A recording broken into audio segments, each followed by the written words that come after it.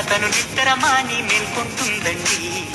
అమ్మల్లే మనకు ఎలలు తీజో కొడుతుందండి.